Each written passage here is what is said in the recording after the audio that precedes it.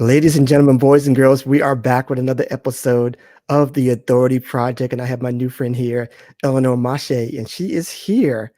She says to help us become a recognized thought leader. Yeah, a recognized thought leader in your space, in your particular field. Is that right, Elinor? That is 100% accurate. Well, we shall see. We shall see what she can do for us today on this particular episode, this very special episode of the Authority Project. All right, ladies and gentlemen, boys and girls, feast your eyes and tune your ears. It's that time again. We are live with another episode of the Authority Project. It's the video podcast streamed on Facebook, YouTube, Twitter, and Periscope, where we talk to digital marketers, business coaches, and creators of all kinds on how they've built authority in their field and how you can mimic their success. Developing authority, building your audience, and attracting better clients to your own business. Now, without further ado, let's bring to the virtual stage your host, Brian S. Arnold. And we are back on the virtual stage. It is a special time of year. This is Christmas, y'all. I wasn't going to mention it, but it is. It is Christmas time. For me, anyway. Not for Elinor, because she's 8 a.m. on the 26th right now. So we're global people. This is the global stage. How are you doing, Elinor, today? I am excellent. Thank you very much for having me, especially at this special time of year. Yes. Wonderful. So we're going to get started and dive in. Well, we're not going to dive in yet. We want people to know who you are, first of all, who you are personally and then professionally. Thank you again for having me. Well, I am an ambitious and driven thought leader in the construction industry. Of course, with an internet connection, you can be global, you can be omnipresent anytime, anywhere. And my business is The Construction Coach. It is Australia's first construction coach. I'm also the #1 best-selling author of Constructing Your Career, my book, which came out earlier this year, and podcast host of the industry-leading podcast for the construction industry, Constructing You. Nice. I love it. This is going to be awesome. So tell us right now, what's your current project that you're working on at the moment? 2021 as a whole. 2020, a lot of plans were put on the back fire, which was okay because it really allowed me to hone in and continue adding value to my community. And it has been an extremely successful year in business, regardless of any externalities. But right now, the focus is on, we're not doing the same of what we did last year. How do we grow? How do we scale? How do we capture, more people to capture sounds, it's how can we find the right people to keep on serving and keep on growing the community? So my focus as a whole is on 2021, on setting targets, on setting the performance, on, on the deliverables, and, also keeping on doing more of what I am already doing, like podcasting and writing books and doing a lot of speaking. So the focus is already in the new year. Very nice. Very nice. Now, here's a question that I ask all my guests too. What is going on with your daily routine? What does that look like? At the moment, it's fantastic because my time is to myself. So I always try and focus to have my mornings to myself. You control the morning, you control the day. So the morning is the time for me to feed back into me. So it will involve a little bit of exercise. It certainly involves journaling, which is my favorite thing in the world to do. It's where I manifest and get clarity and really internalize my thoughts and understand what's first and foremost happening in here. Spend a lot of time visualizing.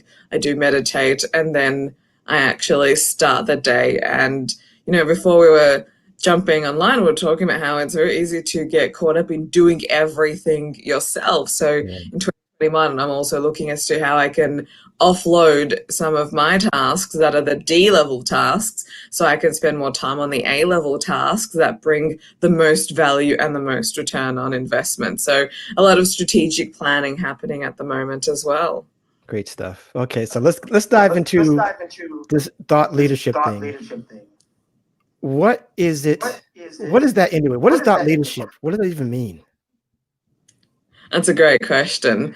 So I'll answer your question with a little bit of a story. So there was a point in my career when I knew I wanted more. I wanted more out of a career, and the alternative to wanting more wasn't just, hey, let's climb the corporate career. Let's keep on doing what we're doing. I find that very unfulfilling. And I got to a point again in my career where I felt extremely lost and confused. And I couldn't identify the pathway which would allow me to live out both my passion, my purpose, and be in total alignment with what my unique strengths were. So I spent a lot of time journaling, and I downloaded a vision from the universe. And when you have a vision for yourself and you have just that enough belief in it that it can come true, the universe will bring around people and opportunities which will make that a reality. And that is exactly what happened to me. So it was June last year, the 16th to be specific. I am very sentimental when it comes to tipping points and milestones in my life. I met my thought leadership mentor, Ron Malhotra. He's a global entrepreneur and the founder of this thought leadership program that I'm on and that I'm a master facilitator of as well. And I met Ron and I looked at Ron's life and lifestyle and how he was impacting people and how he showed up. It was unlike anyone I had ever seen or experienced before. And long story short, Ron showed me the third way to have a career. You can be a traditional entrepreneur. You can be a traditional employee. I, climb the corporate ladder, or you can be a thought leader, which is the third way. It is the third door of having a career. And it is a very unique form of entrepreneurship, because in the thought leadership world, what you have to say, your unique message, your unique ideologies, it matters. And what we do is we build a brand, we build assets, we build a business around extensions of all of who we are. Because in the thought leadership world, in this model of entrepreneurship, the thought leader is at the core. We are the center of everything that we do and say, because people are fundamentally attracted and connect with people first.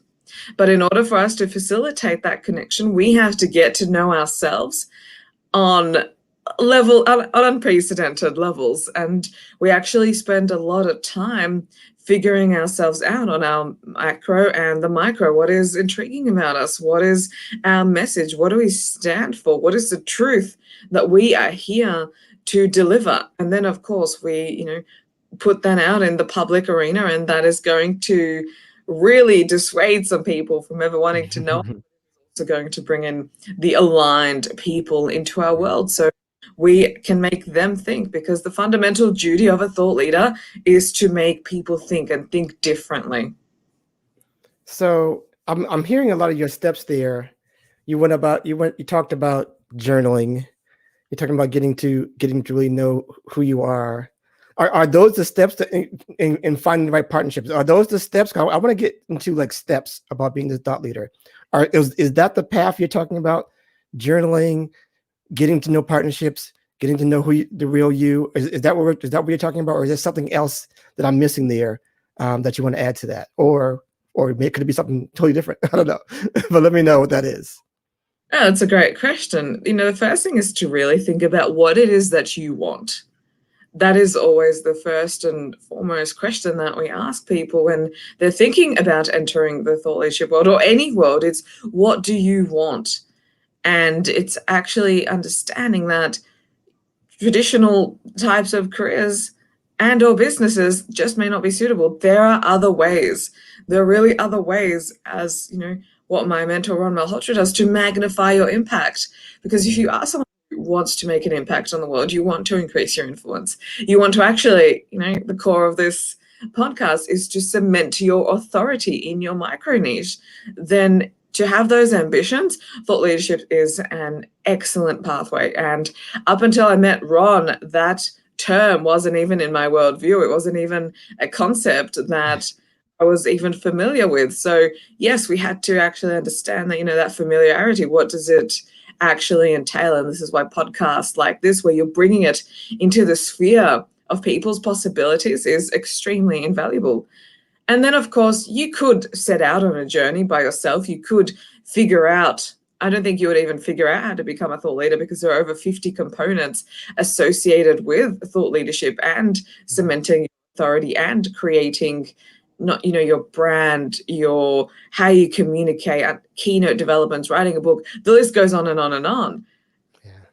It's finding the people who have the results that you want, which is what I did, and then doing whatever it takes to work with them, because I certainly don't have the ego to say I would have figured it all out, not even in 20 years. But my mentor had certainly figured out, and he has the results that I also desire. So to really go on this path of thought leadership, it's to, again, find the people who have the results that you want and do whatever you can to work with them. So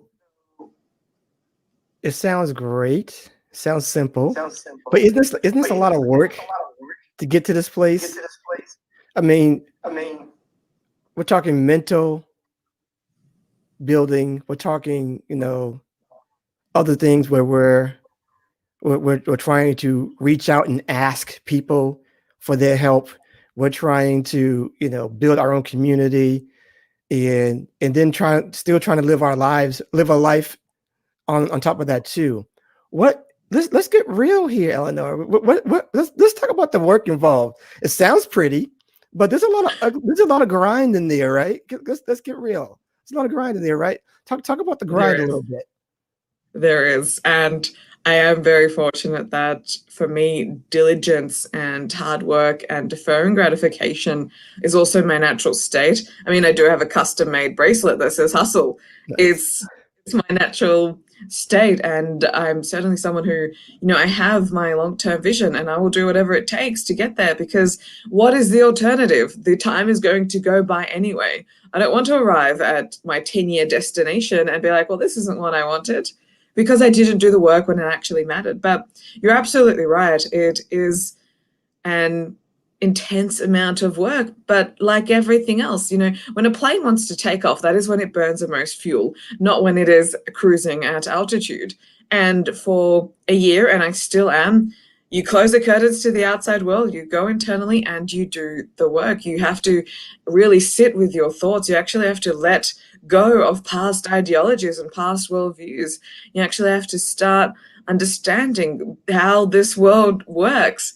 It is an insane amount of hours. I shouldn't say insane, because I would probably defer people. I put in an insane amount of people because I saw the opportunity and I saw the pathway and I want it. So yes, I am going to put in more hours than usual, because I'm more than happy to put in an hour, not an hour, 1 year, 2 years, even 5 years, because the rewards, the return on investment is phenomenal. It is exponential and it is eternal.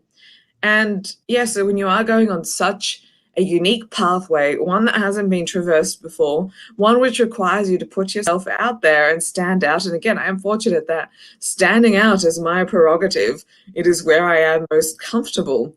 I didn't have to do that much work on what other people will think, what other people will say, because they don't think, and they certainly don't have a lot in mind for themselves, let alone for me.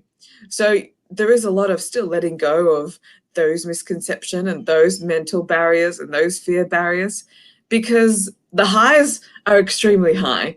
When, my favorite day this year was when I got to release my book. That was one of the highest highs that I got to experience, because you get to stand back and look, this is what I've done. But to actually sit down, buckle down, write a book, plan a book, that takes months. That takes a lot of, of that work that you say. And then it's not just writing the book, it's the marketing, it's the publishing, it's getting it into people's hands. So there is that work. But to have those highs, you also need to go through some quite low lows. And those lows, they're not meant to defeat you. They're only... Talk about those lows. Just get well-rounded with everything. What are the lows? The lows can be anything from, sometimes you put out a webinar and not as many people show up, or you put out an offer and nothing converts, or you put out a book and that is extremely confronting, because the book is going to outlast me, and it is someone, getting deep into the philosophies, and, you're always wondering, is it actually going to do what I want it to do? The lows can be anything from, just sometimes listening to your own negative discourse and thinking, oh, am I going to get there? It feels like climbing a mountain that is that steep, and you start questioning yourself and you think, can I actually do this? Am I moving as fast as I wanted to? Is this for me? You do start to question, because you still have to get runs on the scoreboard, but those lows are so part of the journey. And this is where people have to actually internalize that 1, 2, 3, 4, even 5 times when it doesn't go right doesn't mean that you need to pick up your bat and your ball and go home and you leave the game.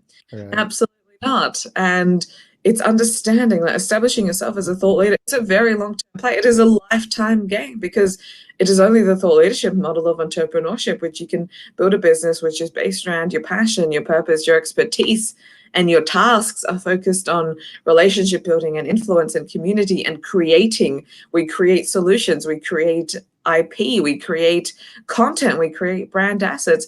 This is a very long-term play. And when you actually understand that this is something I'm going to be doing for life, you don't get easily defeated. And I've also really worked on my relationship with success, because nothing in the corporate world actually, or even the education system, sets you up for failure. And understanding that the faster that you fail, the faster that success actually comes to you. And it is through those failures and the times when things do not go great at all, does it afford you the greatest learning. And that is how you actually keep on growing. So, to really understand all of these mental models at the same time trying to establish yourself, yes, it requires an extreme amount of dedication, but it always comes back to what do you want and how bad do you want it? Yeah, that's great. That's great, Elinor. So let me mention about something I wrote, or actually did a video for my list this week. And it talked about output from this year to the next year. And I was explaining to them, like, you can't have the same kind of output today and think a year from now you're gonna have better results. So can you tell them about, like you were talking about earlier about scaling, how important it is to see the results that you made this year and improving on them, so you can have the results that you're, dreaming about for a new year. Can you just go into detail why that's important to, like, I've been people talking about so much about goal setting, that kind of thing, how it's important, that kind of thing. Why is that so important in becoming or being a better thought leader? That's a great question. Don't remember who said the quote, but being an idiot is doing the same thing again and again and expecting a different outcome. Yeah. That doesn't work. I can't keep on doing exactly what I've been doing, and if I got 10 clients, all of a sudden I want 20. It's not going to work, because there is a whole process that's involved in getting 10 people. So if you want 20, you have to do things differently. It is just mathematical. It's just simple logic and intelligence. But it's also about actually then sitting down and actually taking the time to say, okay, what am I actually doing? Am I just going around in circles? Am I wanting to even grow? Because some people don't want to grow, and that is also okay. You actually have to know that with growth comes new challenges, a new level of yourself, and you're leaving your comfort zone so far behind that you won't even recognize it this time next year. And that, for me, is always the aim of the game. So it's actually sitting down and saying, okay, what am I actually trying to deliver here? What are my targets? And this is imperatively important. As a business owner, we need to set targets. What are the financial targets that we want to achieve? What are the social targets that we want to achieve? What are the podcast metrics we want to be achieving? What are the book sales that we want to be achieving? Are we writing another book? Okay, what is the target for that? So it is extremely important as a business owner to constantly be setting targets, because that is how your performance is measured. Have you or haven't you met the targets that you said you would in the amount of time that you have? And if you have, fantastic. If you haven't, well, you need to actually evaluate your experience and evaluate your own actions and understand, what haven't I been doing? What haven't I been doing well? Have I been doing everything to the best of my capability? But where do I actually need to tweak the process? And you always need to check, this, thought leadership isn't about us. We're just a messenger. It is about what our community wants. And first and foremost, before you actually go into any deliverables, it's understanding your people, understanding them in a way that they don't even understand themselves. And this is when, sometimes I'm in conversations with people like, yes, Elinor, like, how did you know this? Or it felt like you were talking straight to me when you were on this episode or in this webinar, or when you put out this piece of content. I felt like it was just for me. So you have to actually spend a lot of time understanding what do your people need and where do you actually want to take them, because they may think they need A, but what they actually want and need is something else. And this is where thought leadership comes into play, because you can't lead people from the same consciousness that they're on. We constantly have to be raising our consciousness. So we need to always look back and say, what do they need? How can I get them to move forward with me? Because you can be putting out the grandest of offers or the grandest of solutions and the best book that is written in the world, but if it is not for your people, then it doesn't matter. So you always have to go back and understand, what do they actually need right now? And what do they, how can I deliver unparalleled value to them in order to increase my business, increase my targets, get me to where I want to go? That's great. That's great. So this one word, and I was going through your site, and this one word just popped up and really resonated with me. And the one word is belief. How do you keep up your belief with your ups and downs, because they're going to happen? And I think I read that you were an introvert as well. I am too. Me too.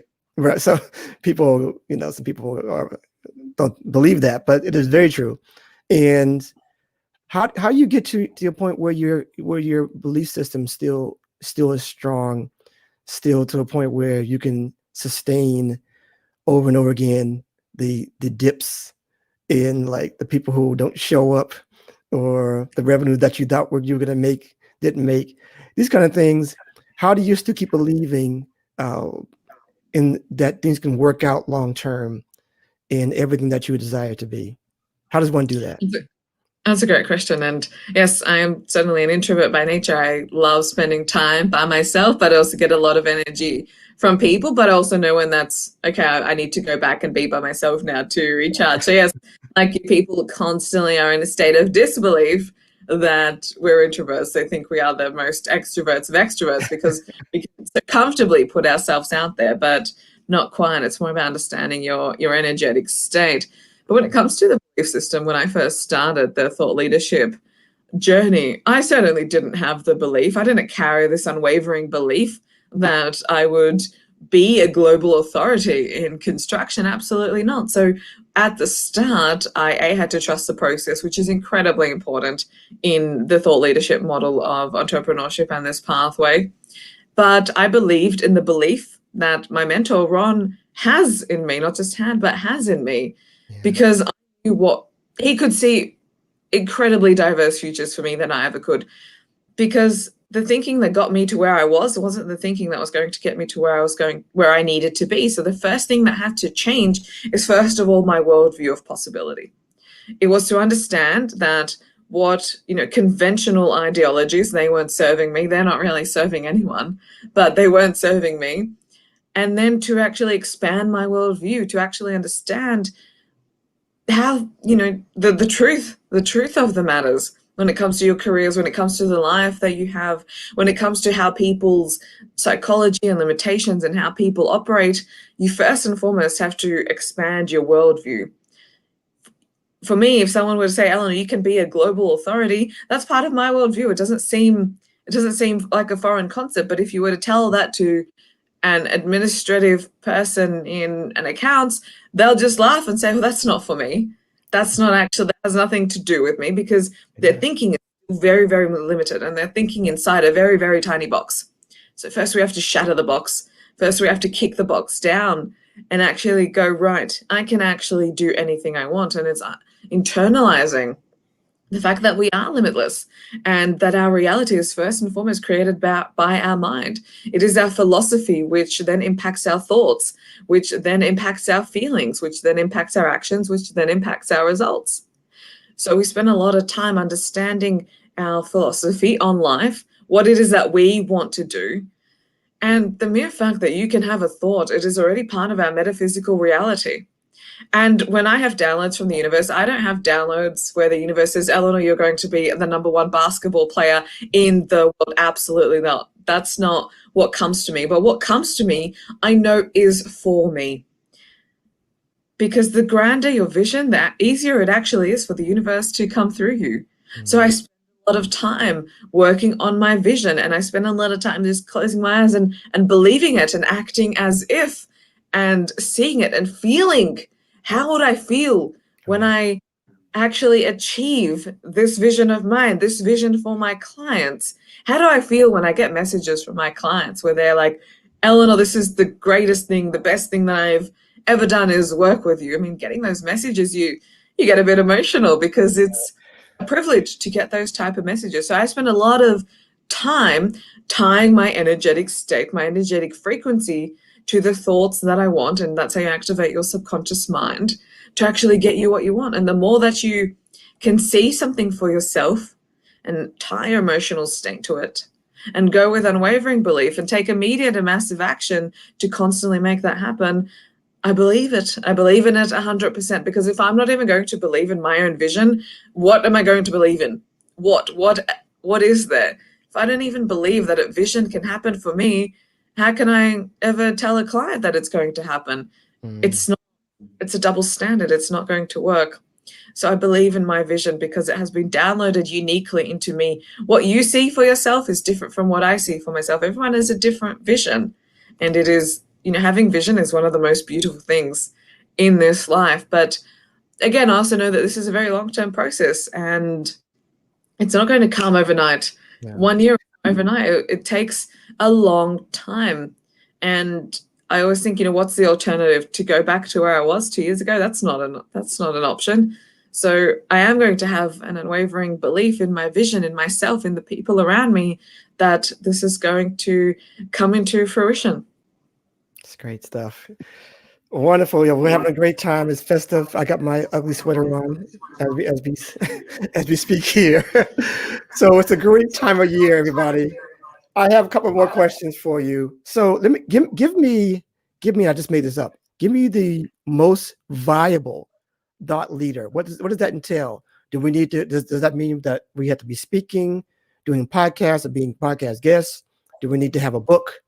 Do we need to be? Tell us the components, like the crucial components. Like you said, it was like 50 things that you were saying. Give me the most crucial things that we need to have or to be that recognized thought leader.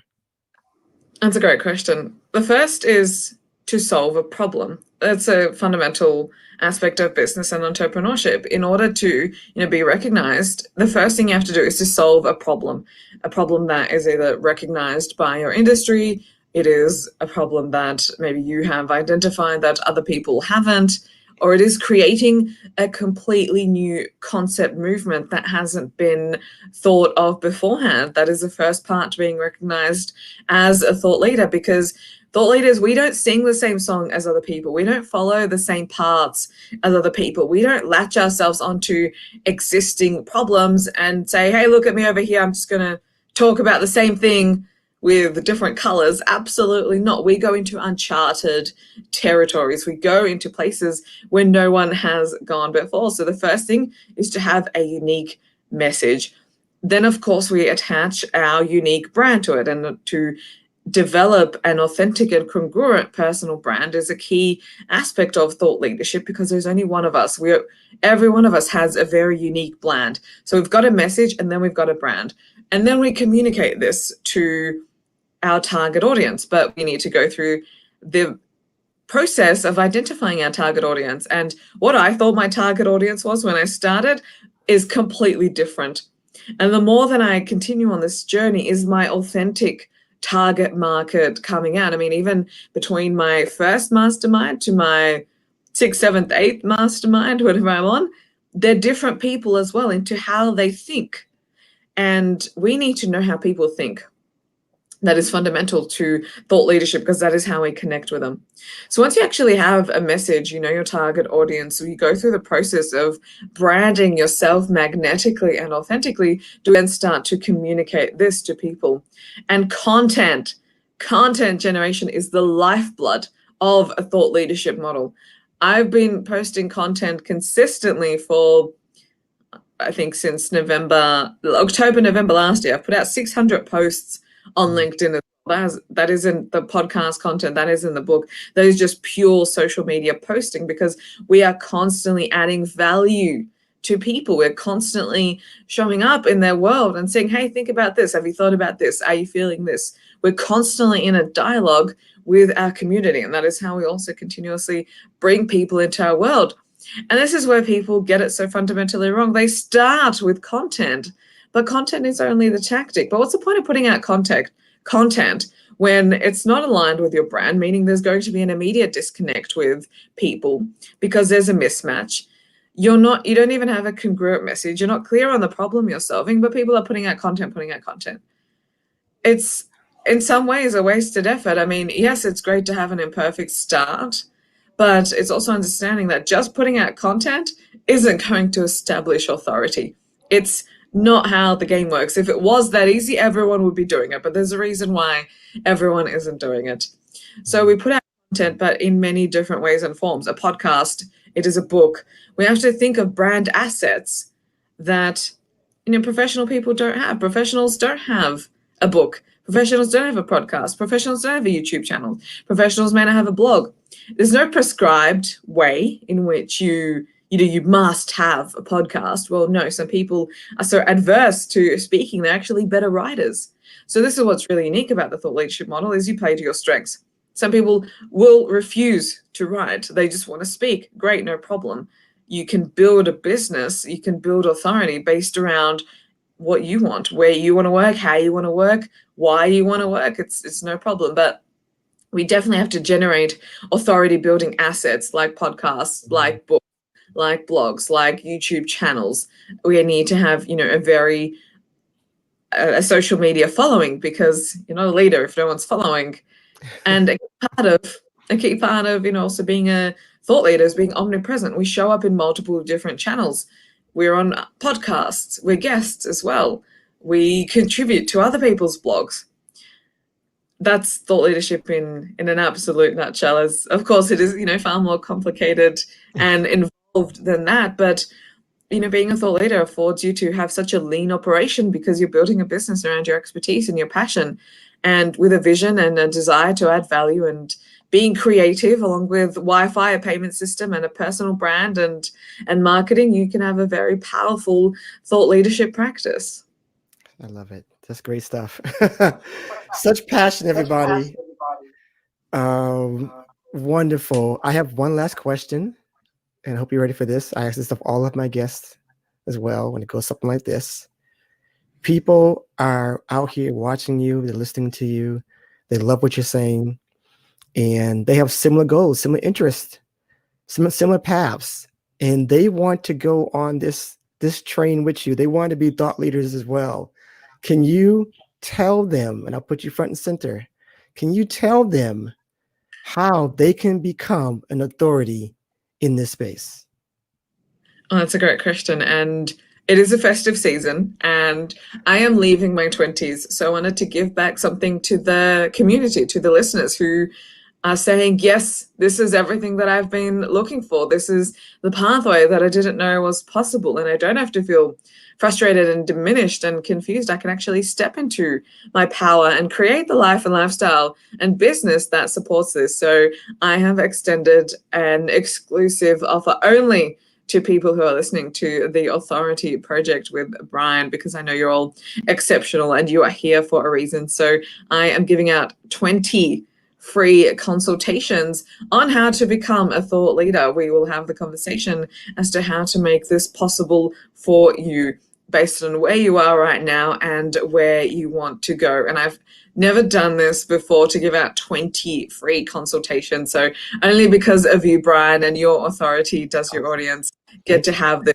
So it is a complimentary consultation. We're going to look at what is preventing you, what you actually want to achieve, and then to actually look at the pathway, a very clear step-by-step pathway to get you to being the authority in your niche, in your industry, and to have you to be and have you as the recognized thought leader that you probably were always meant to be. Awesome. I appreciate that. Thank you so much. And so just tell people where they can find you and how they can get onto this offer as well for the people who will be listening further, Elinor. The offer is available from calendly.com/Elinor Moshe /thought leadership. And I'm sure you'll put the link in the show notes. But to connect with me further, you can connect with me on LinkedIn, Elinor Moshe. I am on Instagram at Elinor Moshe _. And my website is elinormoshe.com. Great. Awesome. This has been great. Everybody, I hope everybody's having a merry, merry time and a happy holiday. We have one last week in this year for Elinor. It's a little bit less than a week, but it's almost done. 2020 is almost done, and I think you can probably say if you've been following me, like I hope you have, you're just getting started, right? We're not starting and stopping anymore. We're continuing on the continuous path, and I hope that you are building, you are sharing, so people can come to hear your message, like Elinor was saying today. This whole thing has been very much aligned to what I'm talking about on this podcast. So I really, really appreciate you being here today. Any last words before we wrap up today, Elinor, before we get out of here? I get asked this question frequently on podcasts. What is the one piece of advice, or what is, your final words? And it is always the same. Take action. The transformation that you're looking for is in the execution, and literally, if not now, then when? Because sitting on the sidelines and sitting on the benches and sitting on the fence, it is not as exciting, thrilling as being in the arena. So you do have to move out of your own way and take action. It has to be both immediate and it has to be massive, because otherwise it's not actually going to create the quantum leaps in your career and your life that you so rightfully deserve. That's great. That's great stuff. I just want to add to that. Listen, if 2020 is any indication of why you should not be looking back in your rear view window and thinking that things are going to go back to normal, this can repeat itself. This 2020 can be a repeat of something in the future. So why not take the plunge? Why not do something great for yourself and build that authority platform and be who you want to be? And that's just my last reminder of going to theauthorityletter.com. Get on that list and build your platform. I'm writing every week. I'm doing videos. Sometimes I do a video to just exclusive to that list to help you build your authority platform and get you firmly entrenched on doing this every single day. I want you doing this every single day of building your authority. Okay, it's very, very important. Maybe not maybe not today. Oh, but maybe not the 25th. If you want to take a day off, you can take a day off, right? We can take a day off, right, Elinor? Sometimes, but it's allowed. Yeah, not often enough. I'm not giving any concessions here. Right. But I appreciate everybody who was jumping on and came off and on here to the show. I know it's hard, especially on this festive day. But thank you so much. 2020 is not over. We still got time to do something great in this year. So do it. Get started today. Build it, share it, and they will come. And we'll see you on the next episode. We're out. See ya.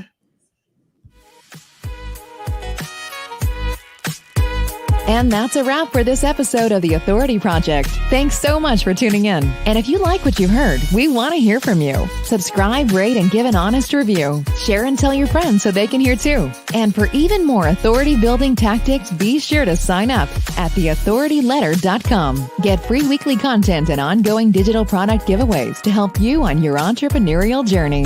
We certainly hope you got a key takeaway, or maybe an aha moment from today's broadcast. Just remember, it's your authority. Build it, share it, and they will come. Until next time.